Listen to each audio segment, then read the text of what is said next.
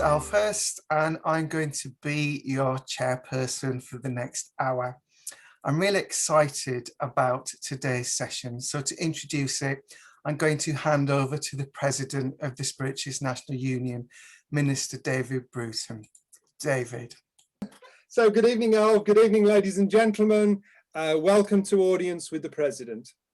Can I begin by wishing everybody a happy International Women's Day. We know that women have played such an important role in spiritualism, and a lady had an important role in the subject that we're going to be discussing this evening. I talk, of course, of Emma Hardinge Britten, because tonight's subject really reaches to the heart of our philosophy as spiritualists. And I talk, of course, of our 7 principles. My guest this evening is, without doubt, an authority on the principles, as will become evident as our discussion unfolds. And I'd like to welcome, it's a great pleasure to welcome Minister Barry Oates to Audience with the President. And if I tell you that Barry has served the Union over many, many years, he's been a Vice President of the Spiritualist National Union and also served on the NEC in various positions. He has served his district for many, many years, again at many levels, and supported the churches within his district and beyond. He was the chairman of the Spiritualist National Union Trust and also a trustee of an organisation called the London Headquarters Fund, that anybody within the West or East London, I'm sure, will be very, very familiar with. He's also been a working medium, working with his wife, Caroline. I know over many, many years, they've served countless churches and shared the message of spiritualism. He also co-authored a book called The Philosophy of Spiritualism with his colleagues and friends, Minister David Hopkins, who is currently the Interfaith Ambassador of the SNU, and also a lady called Carol Austin. We haven't heard a great deal of Carol recently, but Carol also spent a spell on the NEC and was an officiant of the Union. And then also recently, he wrote a new book entitled The 21st Century View of the 7 Principles. And as a forward-looking progressive religion, I think it is important that we keep reviewing and maybe reinterpreting our view of our philosophy and our principles. But again, I'm sure that's something Barry is going to have plenty to say about later. Before I welcome Barry, I can tell you that the book, The 21st Century View of 7 Principles, has been translated into Italian and recently into German. So as the SNU becomes an increasingly international organisation, we are enabling students whose English is not their first language to access the writings of these wonderful books as the basis of their understanding of spiritualism.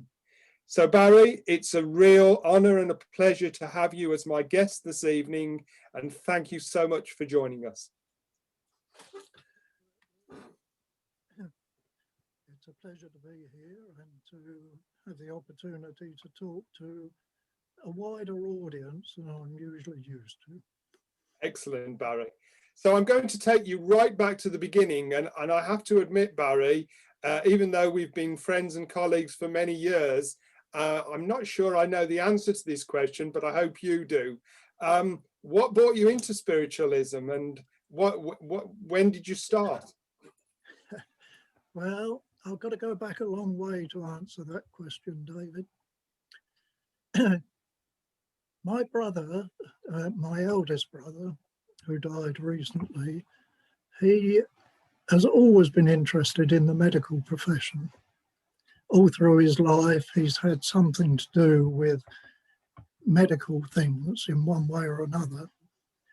And he became a registered physiotherapist. but he got very interested in spiritual healing. And he was living in Portsmouth at the time, and he used to go to the Portsmouth Temple. And when he came home for the weekend, he would talk to me about various aspects that he was finding out about spiritualism.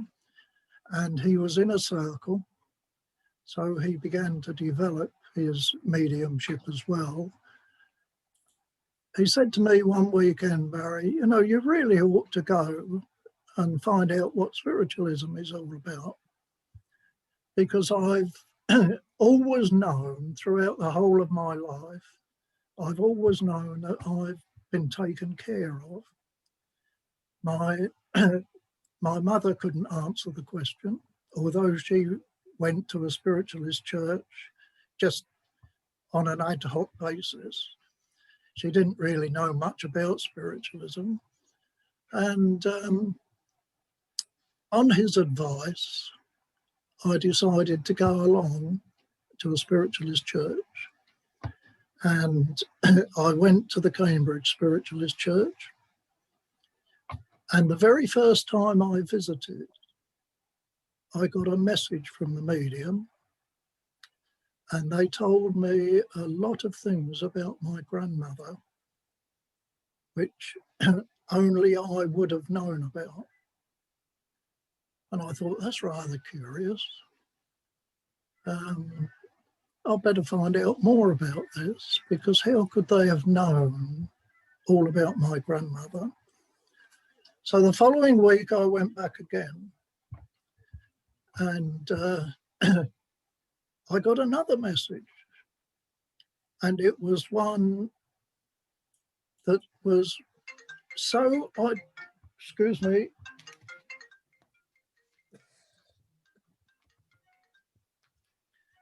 it was so identical to the first one that I thought, oh, there's some collusion going on here. Yes. It's too good. It's too pat. One of the mediums lived in London, the other one lived in Hitchin. So how they got together to talk about me, I don't know. But that was my reasoning at that particular time. Yes. So, but it began to intrigue me and also to excite me. I don't know whether other people will understand that, but I was a very introvert person in those days. And the things that they were saying to me that would happen in the future, I was quite excited about, to think that I could do this, what they're doing, standing on a platform, talking to people in public. And I actually said to one medium, the second medium that gave me the message, I actually said to them that, you know, no way will what you're prophesizing will ever come true. Because in those days, they weren't hung up about prophesizing like we are. But they said, well, give it time. And then as I walked out the church at the end of the service, a gentleman came up to me and he said, you're new here, aren't you? So I said, yes. He said, do you mind telling me who you are? I said, well, my name is Barry Oates, and I've come along to spiritualism to find out what it's all about. And he said, well, Mr. Oates, I'm going to give you a piece of advice, and you will question that advice sometime in the future. At the moment, you won't even understand it. So I said, yes, I'm quite happy to take advice. I'm quite open-minded. So he said, will you promise me that if ever spiritualism gets in the way of you and your family, promise me you will choose your family? So I thought, that's a very, very strange thing to say. I don't know anything about spiritualism. But anyway, I took it on board and I kept going. I went to just about every meeting that the Cambridge Church held, the midweek meetings. I was that thrilled inside at the things that they were saying. After about 2 years of getting the same things over and over again, I thought, this can't be right. Spiritualism can't last. It will never succeed as a religion if all it has is messages. There must be more to it than that. Now, that was in 1964. And in those days, they never talked. Well, I can't remember anybody ever talking about the 7 principles, even in their addresses. They were hanging on the wall of the church. And I went over and read them and said to one of the older people of the church, you know, what are those up there? He said, well, it's the basis of our religion. I said, but nobody talks about it. So he said, well, that's the 7 principles of the SNU. I said, so what if it's the basis of your religion? Surely you should be talking about it. We should know about it. Because one of the things that struck me, even after 2 years of going to church, is that there was a good basis for living in those 7 sentences on that board. And that I couldn't understand why mediums weren't talking about it. Mm. So I lost interest in the church, and I lost interest for 2 years. And when I went back to the church, it had disappeared. It'd gone. And there were new foundations being laid on the site. And I didn't know that there had been plans laid to build a new church. And there was a little notice, handwritten notice up that said, if you want to attend the Spiritualist church, go round the corner and to the little church round on the corner. They let us their premises for our meetings. And I went round there, and still I was getting the same sort of messages. There were predictions that I was going to go to South Africa and set up a spiritualist church and a healing sanctuary. And I was told I was going to be a good healer and all that sort of thing. I was getting that again and again. So I thought the only way I'm going to learn is to start reading myself about spiritualism. And that's where it all began for me. About 4 years after I actually walked in the church, and 4 years later, I began to take this interest in what spiritualists think of God, the brotherhood of man, and that sort of thing. And I began to develop this interest because for me, spiritualism cannot survive on messages. How true. They, to me, and I hope I'm not offending any spiritualist mediums, but mediumship is a means to an end. It's supposed to provoke people into saying to themselves, if life after death is a reality, and mediums do prove that, they certainly proved it to me, then what comes after that? Do I ask myself questions which I should be doing about what this life is really all about? Unfortunately, I met a gentleman. He'd been in spiritualism a long, long time. He was considered to be an elder of the church. And he said to me, would you like to sit in a circle, Barry? So I said, yes. I want to learn about spiritualism. So he said, well, I'll tell you now, there will be no messages in my circle. I will bring people together and there will be no messages. It will all be learning. You've got a long way ahead of you until it all begins to click in and make real sense to you. But if you've got the patience, if you really want to learn, then will you join my circle? So I said, yes, I'd only be too pleased to. And Caroline joined at the same time. The only thing he said to me that I found a little bit confusing was, whatever work you have to do in the future in spiritualism, Barry, keep your 2 feet planted firmly on the ground. Because that's where the basis of spiritualism is. It's not up there, it's here. So that was my first foray into spiritualism, and I stayed in that circle for 22 years. Wow.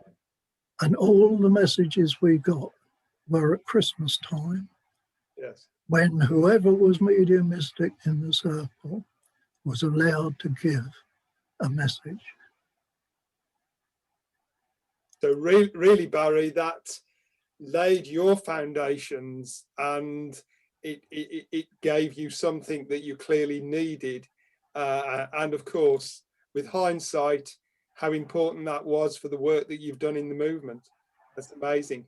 Barry, can I ask you very quickly to give us a little bit of potted history? I know we've got some very knowledgeable people in our audience this evening, but perhaps for the ones that don't know, can you give us the potted history of the principles and how we got where we are today?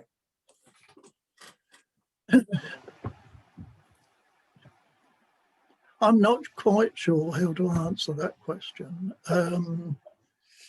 I read a great deal about Emma Harding's Britain, and I read a lot of the Two Worlds editions that went way back. And one of the things that I discovered was that Emma Harding's was talking about, not about the principles as such, but she was using words and in her addresses, which eventually found their way into the principles, if that is clear to people. I can't think offhand exactly what it was that she said, but it was clear, it began to become clear to me that Emma Harding formulated the principles long before history says that she received them from spirit, which people may find rather strange. But it was obvious to me that she had a destiny to fulfill, and that was to establish these principles for the futuristic religion that was going to form. And the lady was so powerful in her speech, from what I can gather, the amount of people that gathered around her to hear these things. And she was, without knowing it, I assume, formulating the 7 principles, which we would eventually adopt, or the principles, because there weren't 7 in those days, the principles before spiritualism was even thought about. So that intrigued me. And that, again, was a spur for me to begin this investigation into what principles are all about. By the way, I don't like the numbers 1 to 7. I refer to them as principles.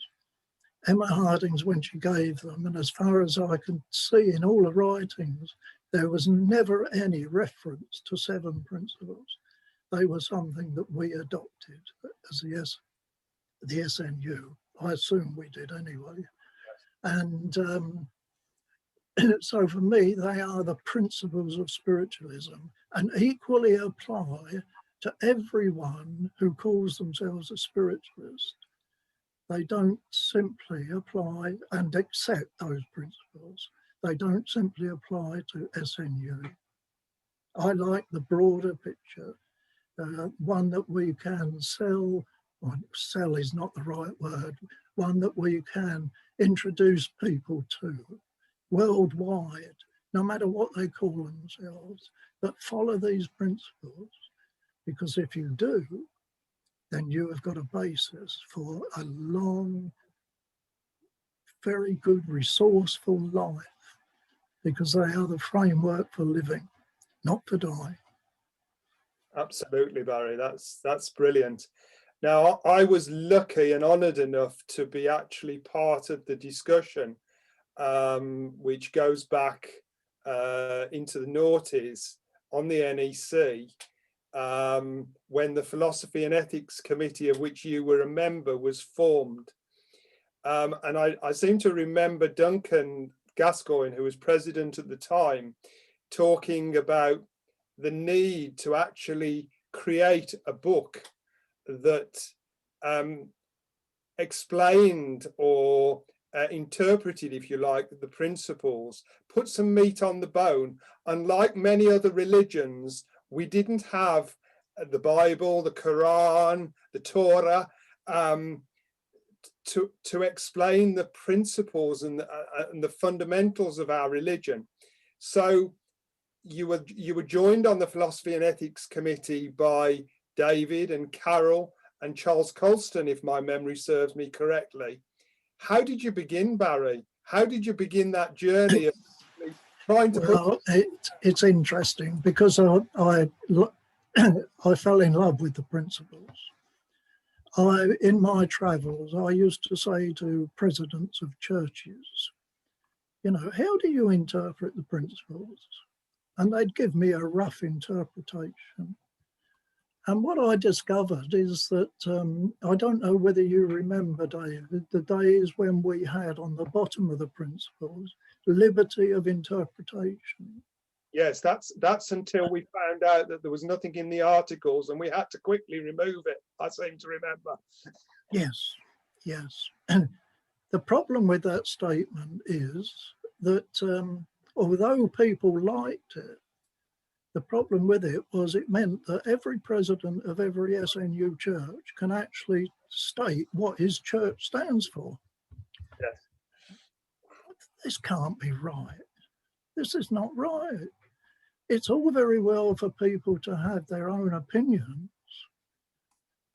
but when it comes to the organisation, surely we have to put on a united front. We must all speak with one voice. Otherwise, we become meaningless. It doesn't mean anything to anybody. And what put a cap on it, David, was that I used to be the chaplain at Whitemore Prison. And I was talking to the lead chaplain at the prison. And he said, what do you stand for, Barry? Because I don't understand much about spiritualism. I hear the usual things about table rapping and all that sort of thing, all the phenomena he knew about. But what do you actually stand for? So on my following visit, I took along the 7 principles and showed him what we actually stand for. So he said, well, I don't mean to be rude, Barry, but it's all very well you saying that's what you believe, that's what you stand by, that's what you live by, but what do they mean? What does God mean? What does the brotherhood of man mean? They are 7 meaningless statements. And that word, meaningless, really went home to me. And I thought, this can't go on. There's no way to proceed. And if we call ourselves a religion, this is no way to proceed. We've got to have a unified organisation that when somebody speaks to the media, when they speak on platforms on behalf of the SNU, they must speak with a unified voice. And that, for me, was the driving factor in producing the principles of spiritualism. the principles of spiritualism, not 7 principles of spiritualism. And I don't know what motivated Duncan to set up the Philosophy and Ethics Committee. I don't know whether he'd heard me nagging people about it or what, but he did, and he asked me if I'd be chairman, which I accepted. And we had quite a number of people on the committee. As you mentioned, one of them, Charles Colston. There were several others, I can't remember all their names now, but gradually they fell on the wayside because they kept defaulting, or most of them did, not Charles, I must admit, but most of them kept defaulting to personal responsibility. So that's all very well, personal responsibility. But we want this unified approach. So eventually it whittled down to 3 people who you've mentioned, Carol Austin, David, and myself. And I got agreement, as you probably well know, with the NEC that we carry on with those 3 people. And the net result after 2 years of committee meetings and sitting together, we ended up producing the Principles of Spiritualism. But that was the driving thing, that what that minister said, that lead minister said to me at Whitemore Prison, they're not just 7 statements. They're 7 meaningful statements. And if people take them on board, their whole look at spiritualism and the way they approach life will change completely. And spirituality will come to the fore rather than recede to the background. Now, Barry, you're perhaps expecting this question, and I know it's a question that is contentious. I remember a couple of years ago doing a session on Senior Citizens Week, and in the lecture room, maybe 40 or 50 people from the course. And I split the group into 2 groups, and I gave them both a point to argue. One had to argue for the modernization of the principles, and the other side had to argue against the modernization of the principles. And we nearly had World War III. It was a brilliant session. But we actually had somebody come in and complain about the noise. They were like a group of teenagers. They really were. It was amazing, but very, very enjoyable. So my question is, Barry, you've written your latest book, The 21st Century Approach or View of the Principles. Is it time to modernize our principles? And I'm going to duck now. I've asked you that question.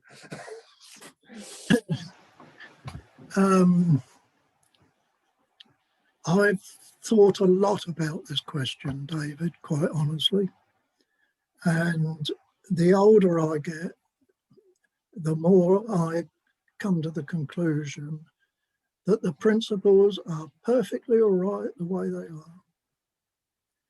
I know there's all this feminist and that these organisations saying we should do this and we should do that. But we have to bear in mind that the principles are part of our history. And as far as I'm concerned, you can't change history. You can modernise, but you can't change history. And as they are, I see them as being the foundation of the beginnings of SNU spiritualism. And to change them, I think we've then got to start looking at changing the whole organisation from top to bottom. Emma Harding's Britain didn't intend, and if you read a lot of her lectures, there are comments in there which you could say in today's world that they should never be reprinted because they're sexist or they're what this or they're that or whatever. And I don't go along with that band of thought. if we could just educate people that there was never any intention in the principles to malign anybody in any way whatsoever, and that we interpret things in our teachings, we interpret things that avoid causing any conflict of any kind today. And once people realise that God is not masculine, the brotherhood of man can apply to anything if you just open your mind, open your thoughts, open your heart, and realise that it's talking about, when Emma Harding gave it initially, she was talking about a universal approach to spiritualism and what spiritualism had got to offer. And once you accept that, the principles make so much sense.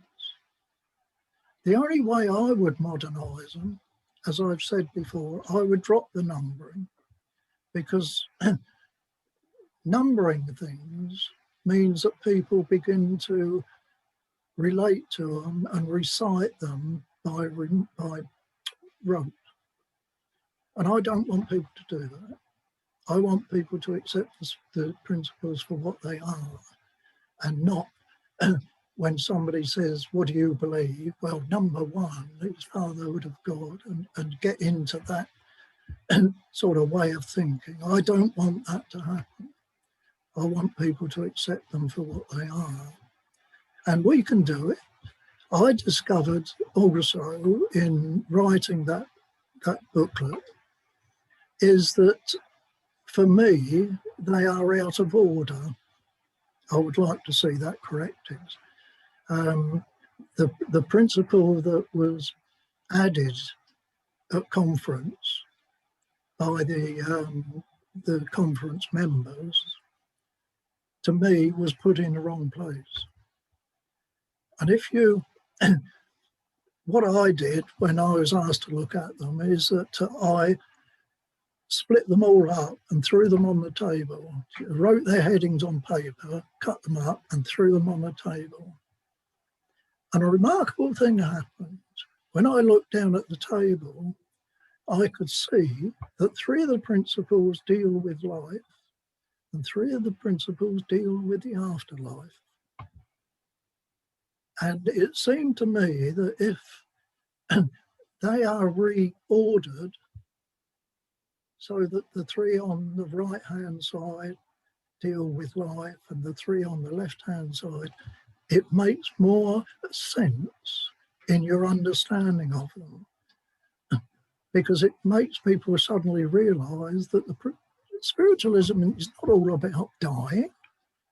It's about living, getting the best out of life. And if you do that, then the other 3 you don't need to worry about, because you've prepared yourself for what is to come. And it's a complete circle with God in the centre. And if people say, well, they still say to me, the most important principle is personal responsibility. Another one will say, no, it's not, it's proving life after death. But to me, you take one out, you fragment a whole lot. They are a package, and we should accept them as a package. And by having the 3 dealing with life and the 3 dealing with the afterlife, seems to me to make that package nice and complete. So they're the only things that I would do. I wouldn't attempt to rewrite them, although I've got in my writing somewhere alternative names. But in the booklet, I did put small alternative names to each of the principles, which I thought modern people would understand probably better, and give them a little bit of insight into what the original principles actually meant. But keep them as a complete package. That's what we have to offer. Yes. And deal with your life first. That's prime responsibility, the way you live your life, the way you react to people. the way you relate to people. Get all of that right, and this second half you will have no problems with, because you'll accept that as part of the full package. That's amazing, Barry. Absolutely amazing. I can tell you that we've just completed working on the gender neutral bylaws, which we were instructed to do by conference last year. And I'm pleased to say that within the gender neutral bylaws, and everything's been changed, but the principles remain as they are. And I gave that undertaking to conference because, to me, I'm with you, Barry, I think they need to be left exactly as they are. So at this point, Alv, I'm sure we've got questions. I'm sure there are areas that people would love to explore further with Barry. So I'm going to hand over to you for the second part of our session, Alv, and invite our audience to bring their questions forward. Thank you, David. Thank you, Barry. I'm going to bring Helena in a moment, but here's your chance to ask a question, make a point. Please raise your hand, pop it into the chat box, and we'll work through them. So I'm going to invite Helena to unmute her microphone and to speak to Barry. Good evening, everyone. Actually, Barry, you know, you couldn't have said it better at the end, because it's funny, I was actually going to ask you that question in regards to you saying it's been split into three. Now, the idea that came into my head as you said it, you're perfectly right. Now, if we were to consider the two worlds, I guess you could use your symbol for the SNU with the two globes. If we look at, say, from the principles were given by spirit, so if we look at it from that point of view, that's from the spirit side. Now, if we look at from the reverse side, like from progress, you know, open to all souls, if we look at from the life version, it's like going through life as children, where we have to, you know, you learn cause and effect, then you have to learn responsibility. And obviously, you know, in regards to communion with spirits, obviously that's I would say that's the splitting point in life where we lose people. Yeah. Like sorry, excuse my dog. We lose people in life, obviously passing. And then obviously you got the communion, you know, of spirits and so forth, like in regards, which actually would take you back into the spirit side of things. And then obviously you say the bodyhood of man would be working back to the spirits, and then obviously collectively is God's source. So both areas, all I can say is interconnected. So if you look at from, say, the top to the bottom, that's from the spirit.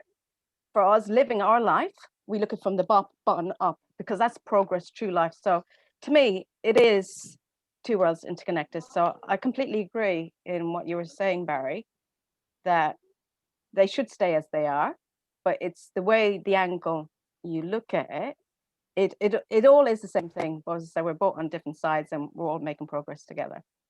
So I just wanted to say thank you. I was in agreement with you there.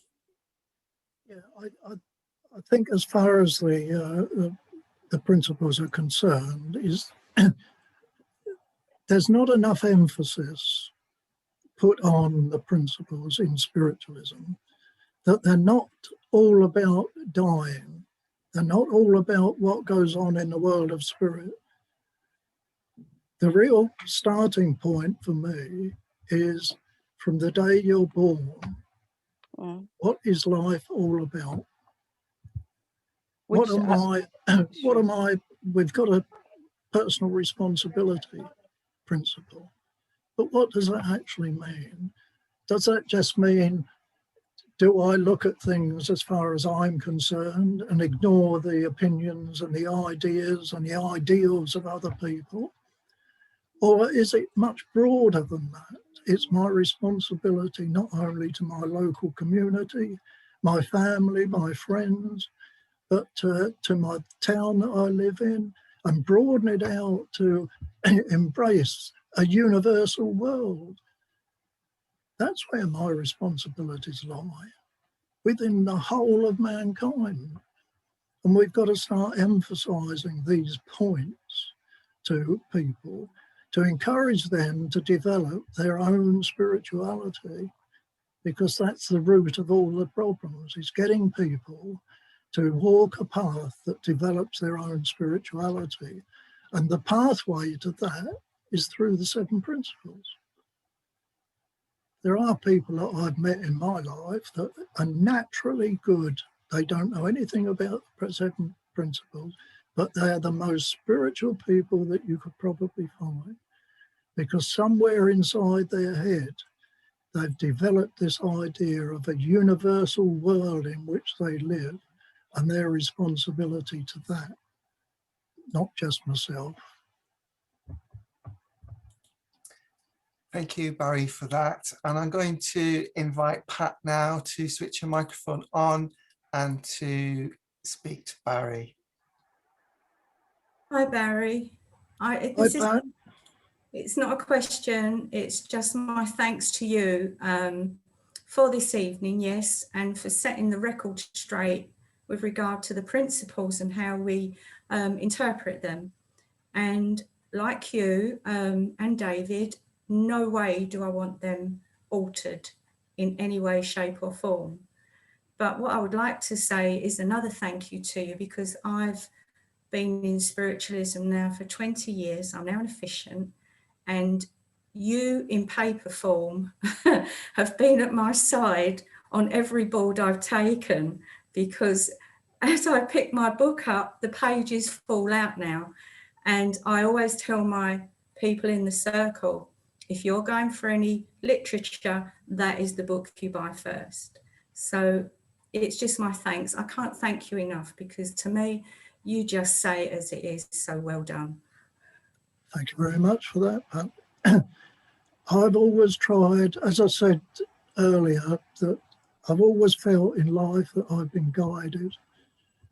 I could never worry about things, because I always knew that this unknown source was helping me through life, and eventually life would turn out to be all right. That doesn't mean I haven't had my problems, of course I have, but I've been able to overcome them because I could relate to this unknown force. And that is what in my interpretation and study of the principles, is what I want for other people. And if we're failing, it's that we're failing to get to people that sort of information, that if you want to live a good life, if you want to live a stable life, if you want to live a happy life, you will still have your problems, but you will have a source within you that can combat those problems and help you to see sense and find a way through what we're all going through. There's nobody I've met in my life of 84 years, nobody I've met that hasn't had problems of one kind or another. And that's what we're trying to aid people. Develop your spirituality and you'll have a suit of armor around you that nobody can get through. Yeah, and I found, Barry, that when I was having to put an address together, you know, when I was going for one of my boards, I really looked into them, and I found that 3 of them are about, you know, when you really went into it, were about life here and now, aren't they? And the other 4, if you say, are our beliefs, which is what is the meaning of philosophy. It's about morals, it's about having a belief, isn't it? How we think. So, yeah,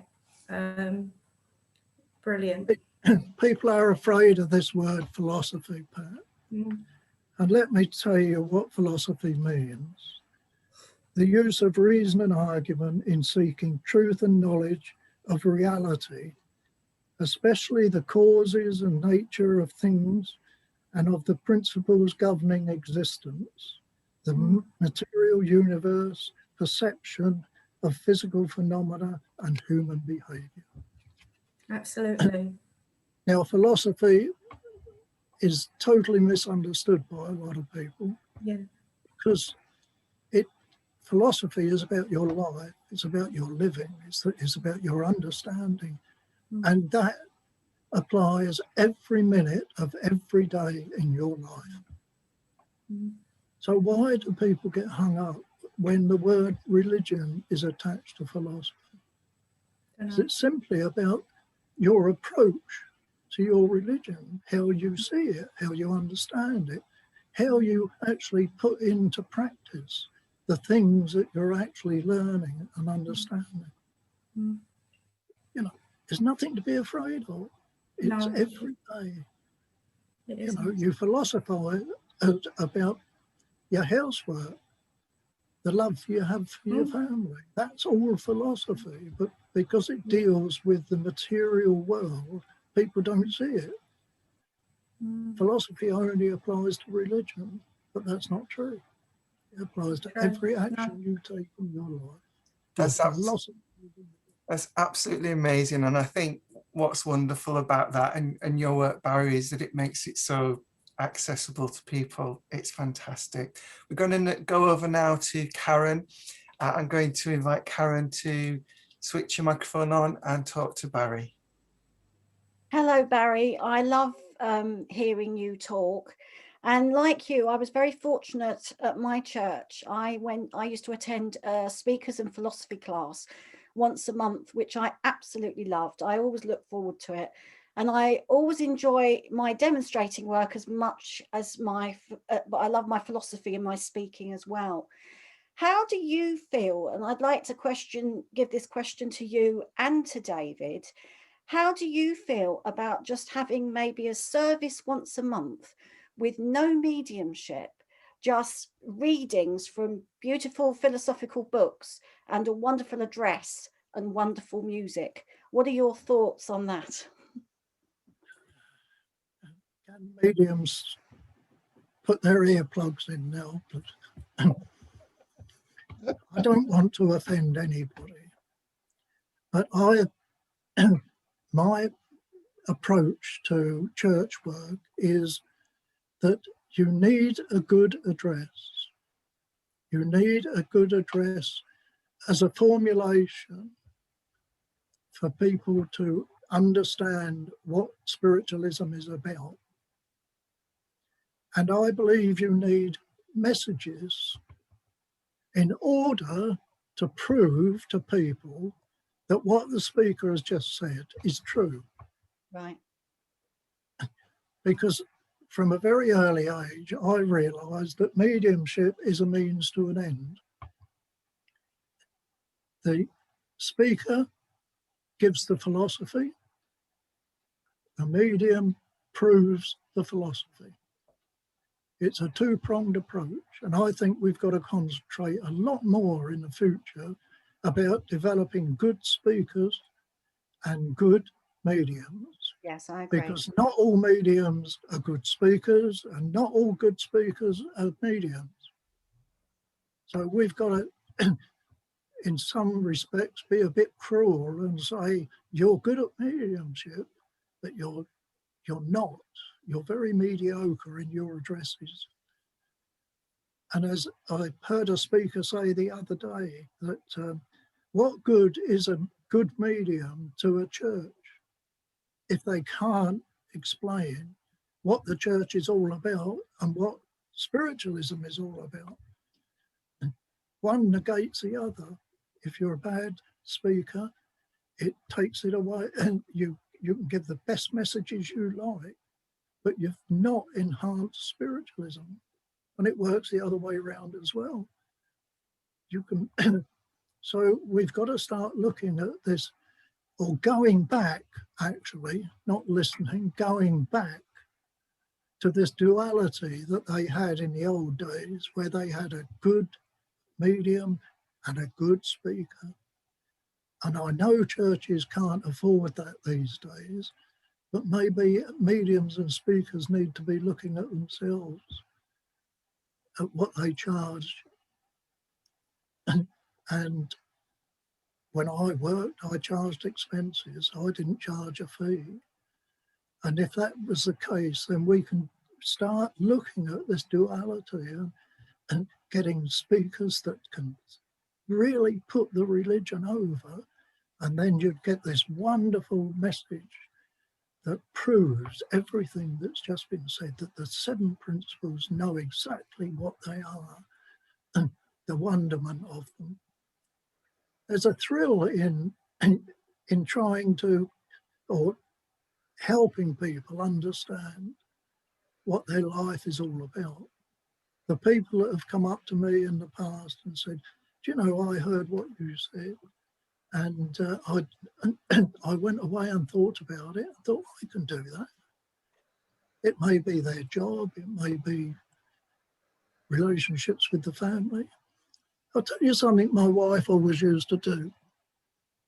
When she was working and she came across somebody who had just had an argument with their wife, or the argument with their husband, or they'd had a family breakup, she used to say, the minute you leave here and you go to the nearest florist and you buy a bunch of flowers, doesn't need to be expensive, and take it to the person that you're in conflict with.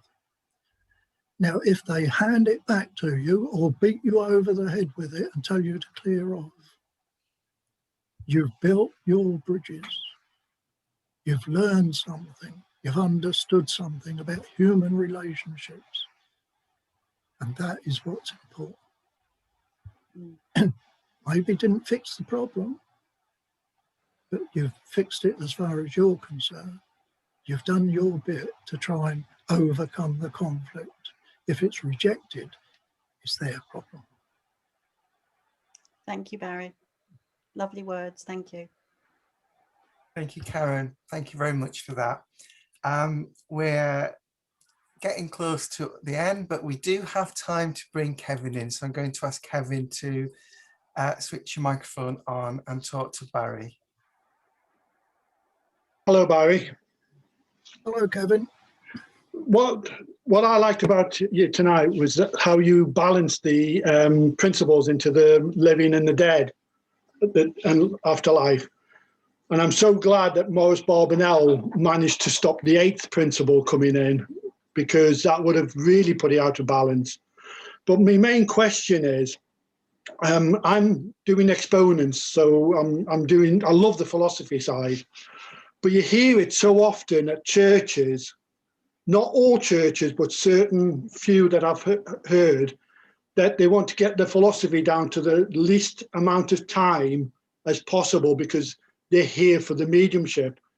And I must be honest, I disagree, but do you think we need to maybe start educating some of the churches again that philosophy is our mainstay of our religion and not the mediumship? Well, you say, do we need to re-educate the churches? Quite frankly, I think we should insist on it. It's the problem that we have is that our churches are autonomous, and because of that, they can book who they like to take their services. And that means that you get a mishmash of quality mediums, and then the following week you get a medium that shouldn't even, quite frankly, be gracing our platforms at all. I'm not one for forcing people to do anything. So it's a massive re-education of our committees that are running our churches in encouraging them to get the best quality, in their experience, the best quality speakers that they can get and the best quality mediums. And we've got to begin to emphasize this philosophy aspect, because as I said right at the very beginning, in my opinion, if we rely on mediumship to sustain our churches, we're on a loser, quite frankly. I don't think we'll go anywhere. I don't think, although we are being accepted now like we've never been before, we've got to maintain that by giving the public the quality that they actually deserve. It's not a case of, can we improve? We need to give the public the quality that they actually deserve. They come into our churches looking for something. And if we can't give them the basis, a basis for living, then we've failed in our work.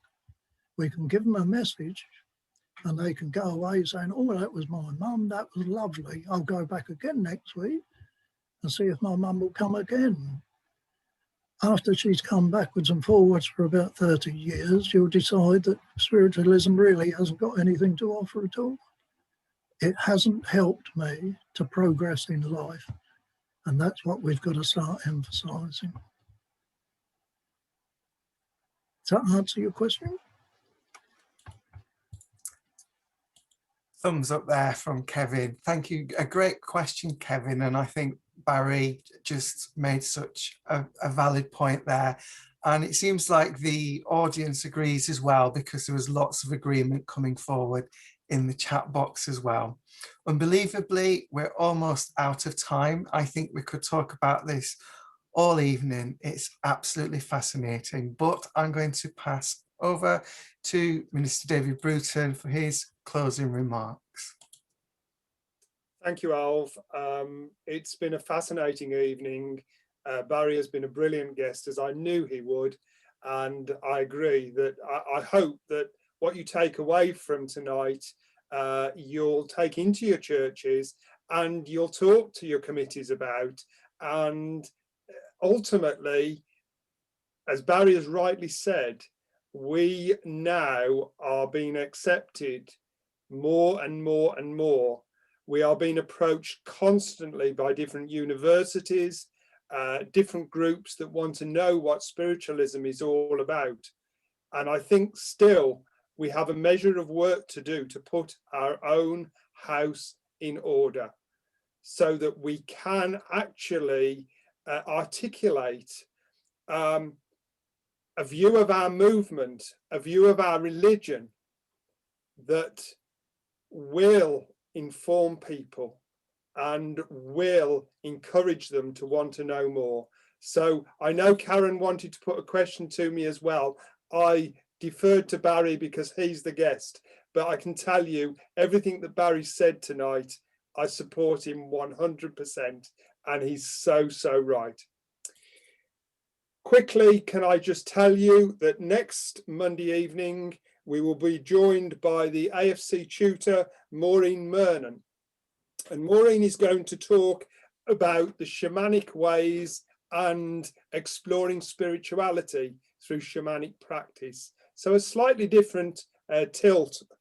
After that, on the 22nd of March, we have Minister Judith Seaman and Minister Stephen Upton, who are going to talk about living the life of the spirit and what it actually means to be a spiritualist, or what it should mean. I can tell you on the 5th of April, we have now confirmed our guests for our reincarnation special, which promises to be equally interesting. If our event in the second session was anything to go by, I'm sure it'll be a fantastic debate that we have. We are going to welcome Charles Colston back as a guest there. Charles has got a great breadth of knowledge of many things within the movement.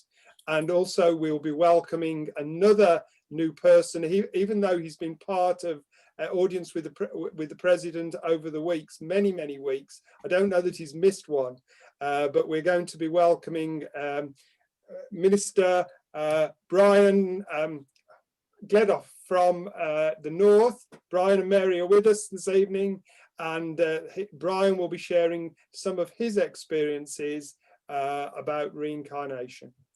Can I just quickly, before I hand back to Alv, remind everybody that anyone in England, Wales, or Northern Ireland over the next couple of weeks will be required to fulfill your census 2021.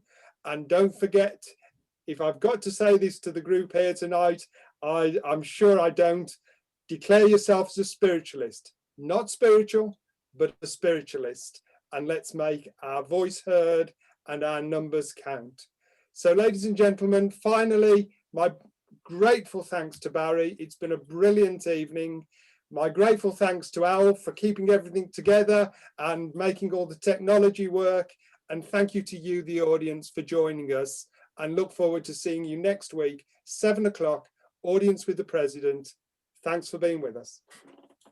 Thank you, David, and thank you very much, Barry, too. An absolutely brilliant discussion this evening. Before you all go, just to let you know some other things that are happening. At the end of the week on Friday, as usual, at 6:30, it's our SNU Healing Service. And interestingly, when Karen was speaking earlier, it made me think about this, because this service is a service without evidential mediumship. And for the past year, almost, we're nearly at our 12-month mark, we've been exploring the issues and themes around healing of all kinds.